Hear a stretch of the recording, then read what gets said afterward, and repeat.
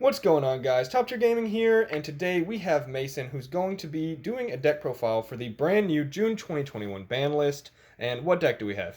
The Survivor, the Invoked Shaddoll Dogmatika deck. So I guess let's get right into it. He has survived again. Here he is, the lone normal summon himself. Yeah, I thought they were gonna hit Meltdown or something, or Winda or something, but they did not. This is a little different than a normal list. I'm actually playing a bigger Dogmatika engine because I want to see Winda more often, and I think that's the way. Even though Droll is going to be in the format a lot more. So we have the 3 Alistair. We have 2 this time. I'm not playing a pure Dogmatika Invoke list, so the space is really tight in this deck. The Return of Maximus. Not many people are playing around it, and plus he just secures your Winda and your Titaniclad in the end phase, searching more and more of these cards. And then lastly, the Fleur de Lis to negate. The Shaddoll package is really small this time. It's a Windy, Hedgehog, Dragon, Aerial, and Beast. A lot of people are playing 4 in this type of build, but I'm really stuck on the Shaddoll list. And like sometimes you really need like Hedgehog to search you a Shaddoll fusion. All the other ones I think are mandatory. Windy special summoning, definitely Beast and Windy for sure. Aerial is way too good. Even last format and even in this format. Engage, guys. That's it for those. The hand traps. I only played 2 Ash. I think Ash is a little less good now that we've come into the new format. I think its counterpart Bell is a little better and it has more versatility. Along with the 3 Phantasme. Phantasme has really shot up in my mind because Sky Striker, Tri Brigade Zoo, stuff like that. It was really good versus Dragon Link, but I think we have a more of a larger variety of decks that you can combat with this. And that's all the monsters. On the spells, I only played 2 Prosperity. I really don't want to brick on this, and I'm only going to use it once. And I only go for 3 in this deck. You can't really afford to go for 6. Your extra deck is just way too important. 3 Nadir, the biggest droll bait in the world with the 3 magical meltdown, and the 4 magical meltdown. This card probably should have been banned or limited. It's just actually absurd. It doesn't only search. They can't really do anything when you activate a fusion spell. 3 Shaddoll fusion. I've cut L. I don't play enough Shadolls anymore, even though I really do love that card. This is probably the best going second card almost in the game, except maybe Pankratops and Evenly or something like that. We have 3 Super Poly. I thought about cutting it down to 2, but then I actually thought about Herald of Ultimateness. So, yeah, you really can't play with that cards on the field, so you gotta get rid of it and make Construct. 2 Invocation. You don't really need more than that. DD Crow is a threat, but you don't really want to brick on it. 2 Cosmic, I think Eldritch might be around. You can hit the Tri Brigade trap, so they don't get you mid combo with it. Most importantly, it's against Mystic Mine. Mystic Mine will tear you up if you don't have an answer to it. And the last, the God card of the format is Called by the Grave. You gotta stop Droll. Like Droll is the bane of this deck's existence, and you gotta stop it somehow. I wish this card would have either got banned or went to 3 because I either don't want to see it or want to see it all the time. Schism, that's a given. The Punishment, because we played the Dogmatika engine, and now we play Resh. Resh, you really want to recycle your Shadolls now that you're playing so little of them. You want to use them more than once, especially like bringing back Construct, or they get rid of your Winda, you bring Winda back. It's a really good card. You can loop it because when Winda or Construct go to graveyard, they can add it back. So it's just you just keep summoning them over and over again. That was the main deck. I'm actually playing 42 right now. I can't really seem to cut it down. I'll see how more testing goes. For the extra deck, we got the 2 Construct. I see a lot of people playing 1.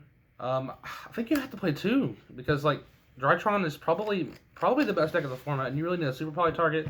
Not to mention how versatile it is. You can send everything, recycle everything. It's just too good. Abcalone, you got to play 2 of this at least because I summon it all the time actually.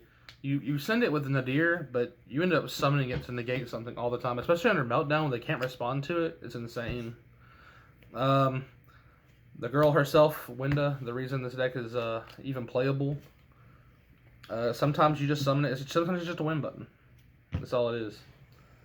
I actually play 2 Mechaba. This is actually a hot debate. A lot of people actually play 1. I'm not comfortable not playing more than 1, especially with Striker in the format. Like, and you play a lot of spells, you can banish the engage, or just let them not play the engage and like make them have the Widow Anchor. Also, you make one turn 1. Like, you might want one later on if they get over the first one. Like, you know what I mean? Raijin, I wouldn't cut this for the world because you do play a wind target and you always have it. You always send in Windy every game. Nerval's a wind. Opposing Drolls. Sometimes you just stop a normal summon and that's just the end. The best one under Meltdown comes out, pops a card. Anytime your opponent special summons a monster, it pops a monster. And it can banish from gray to become really huge and attack for game. The next cards are basically engine requirements for this version of the deck. In this version of the deck, you have to play Titaniclad. I don't really like Titaniclad as much, but you have to play it so you can go into Winda turn 1 off of Maximus, because you need another Dark monster to go with your App Cologne. Entis, just versatile destruction off your Nadir and punishment. And then you play your Almirage and Secure Gardena. I don't like that you have to play these. I like to play the 1 Link 1 Magistus girl.